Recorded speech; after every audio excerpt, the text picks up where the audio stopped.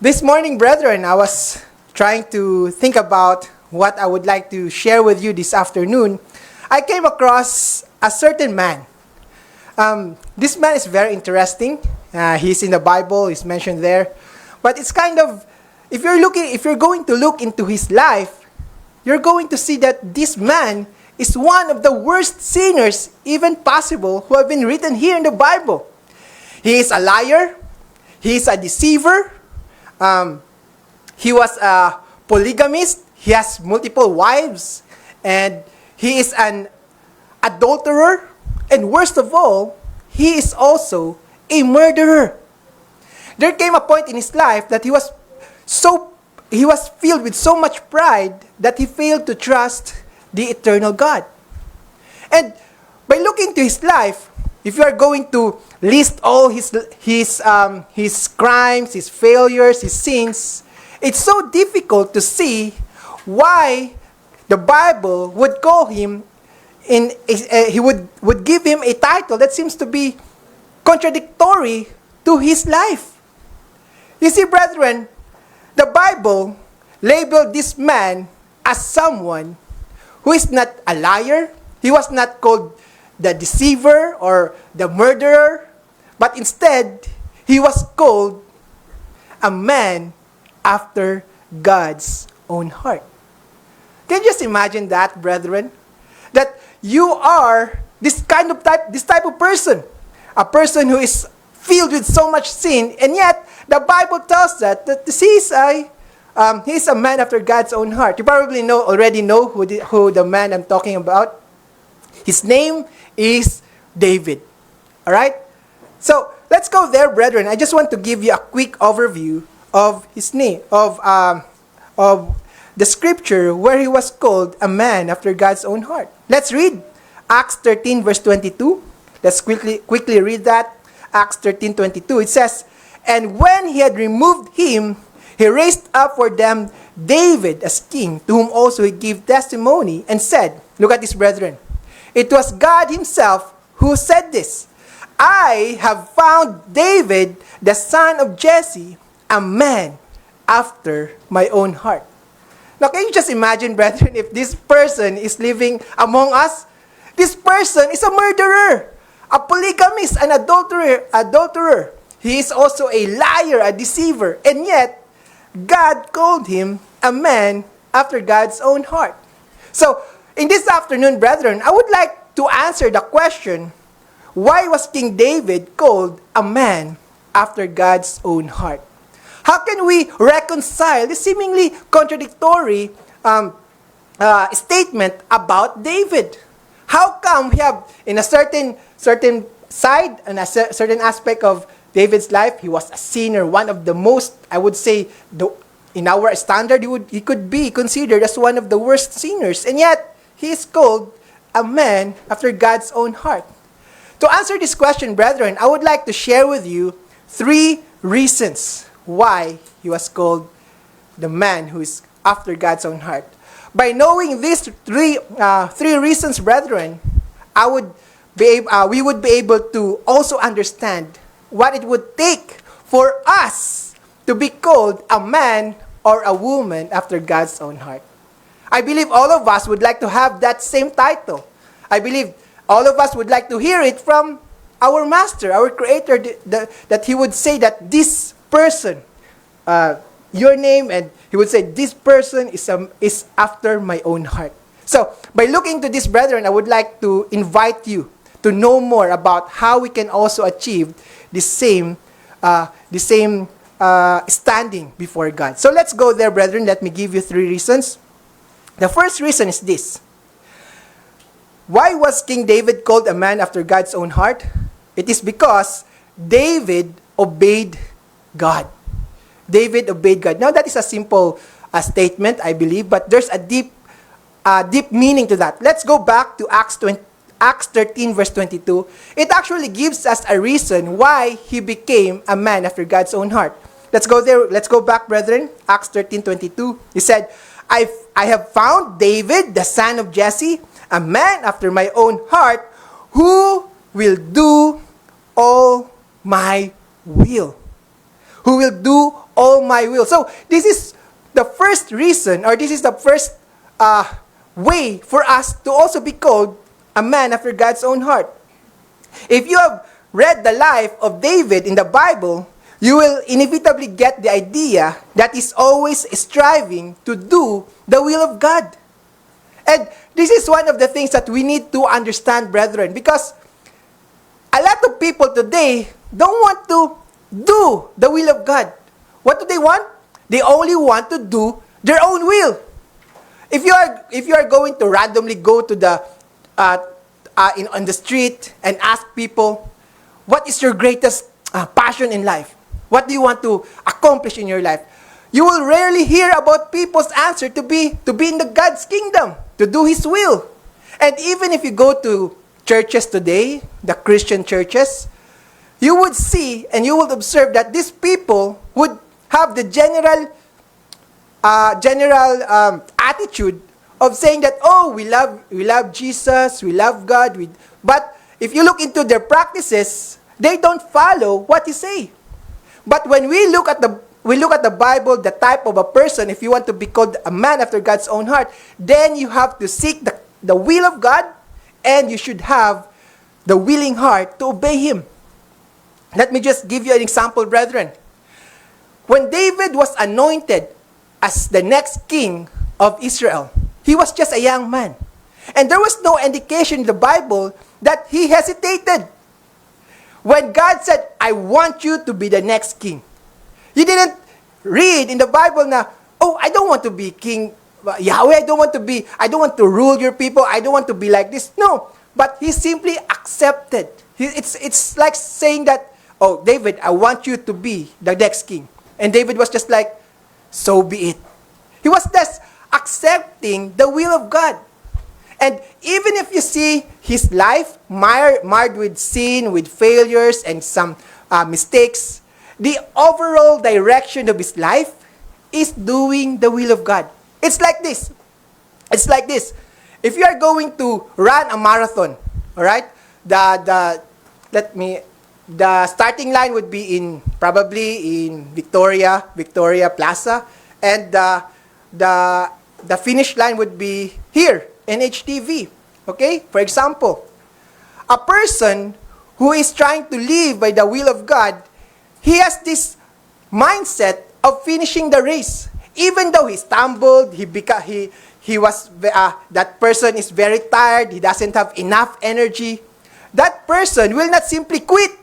Hindi yung babalik, doon na lang ako sa starting line, nakakapagod na.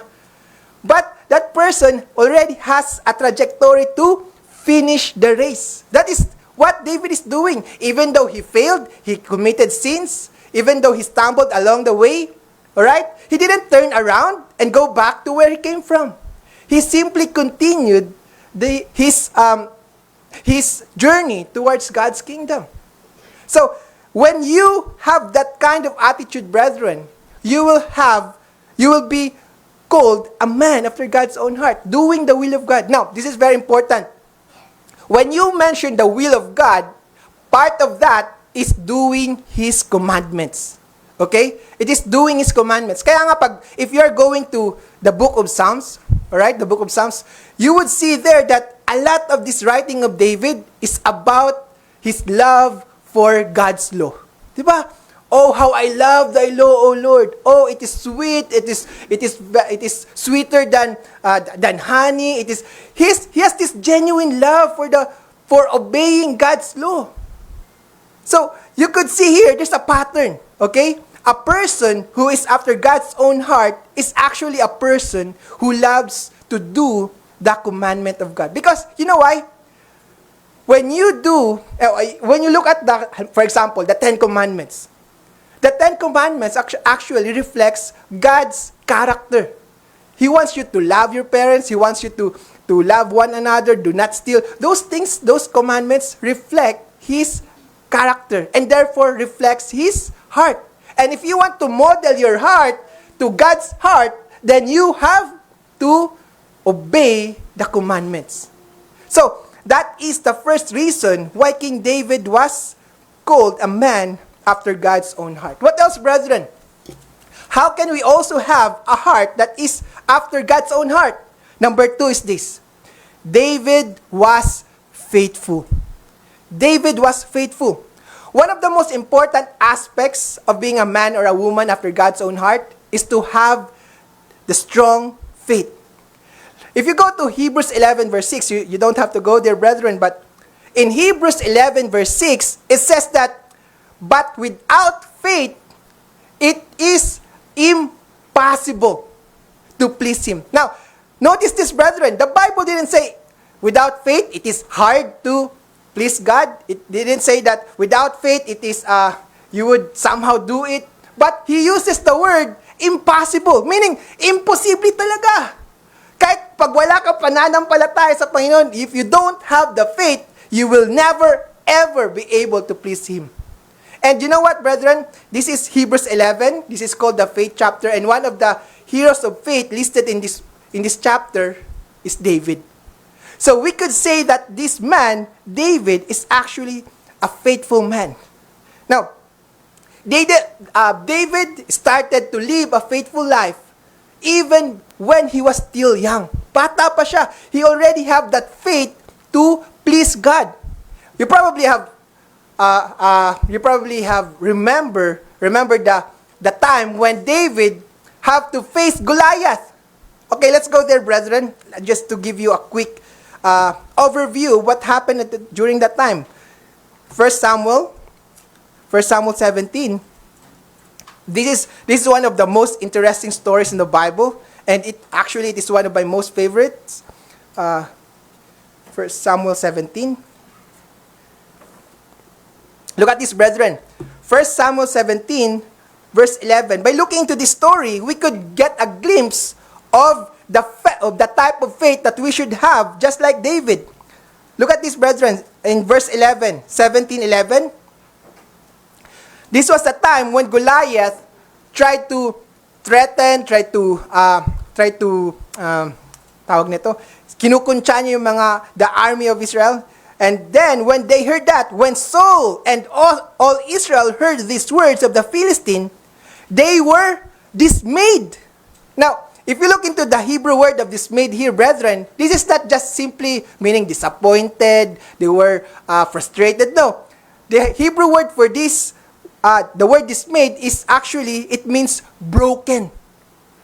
So, when the people heard Goliath taunting them, the people, Saul and Israel, and all Israel were broken in their spirit.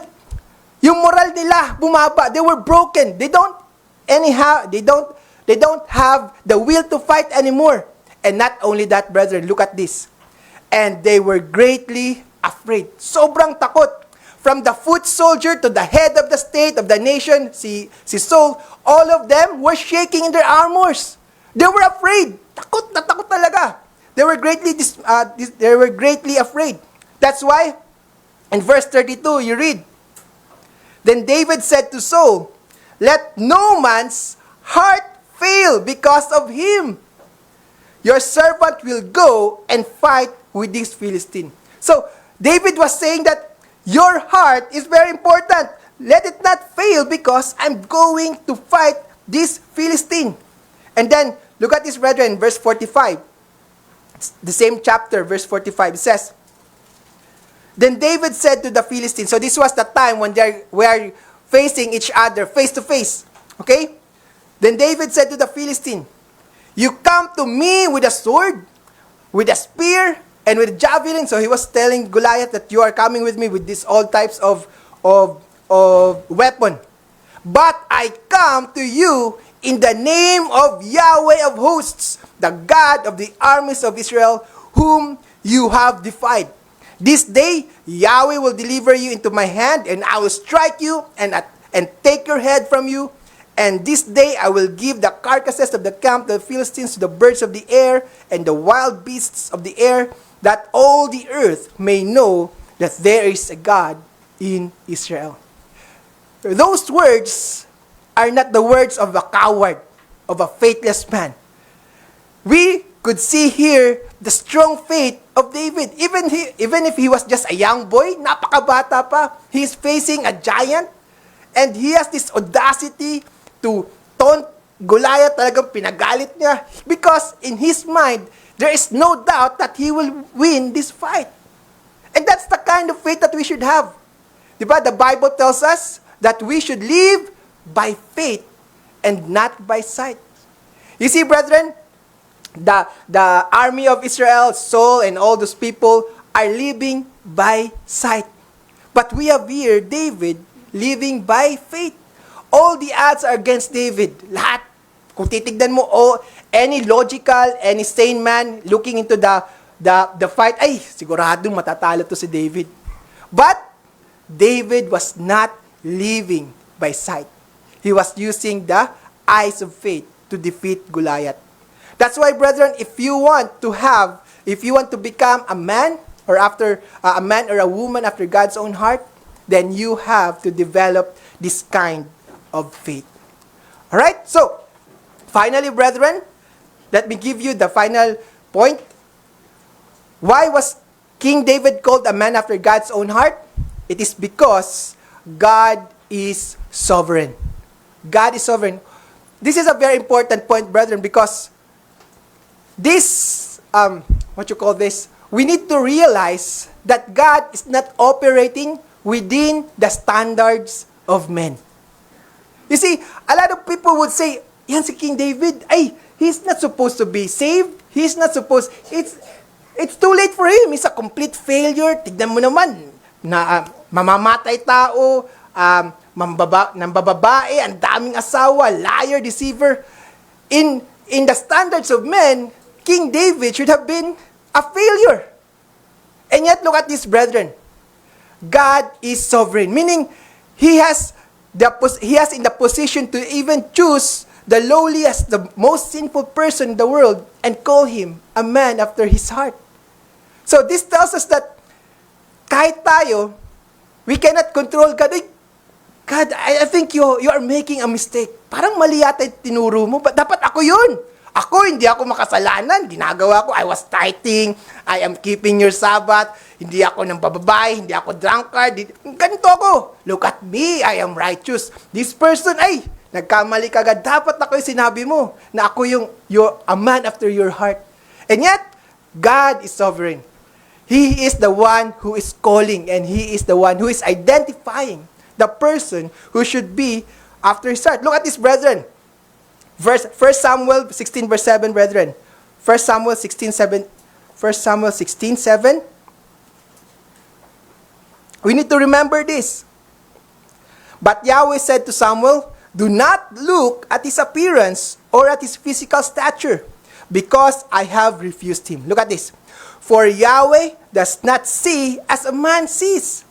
For man looks at the outward appearance, but Yahweh looks at the heart. So right from the start, brethren, Yahweh already knew that King David has a heart for him. Now, King David has this desire, this fervent desire to be close to God.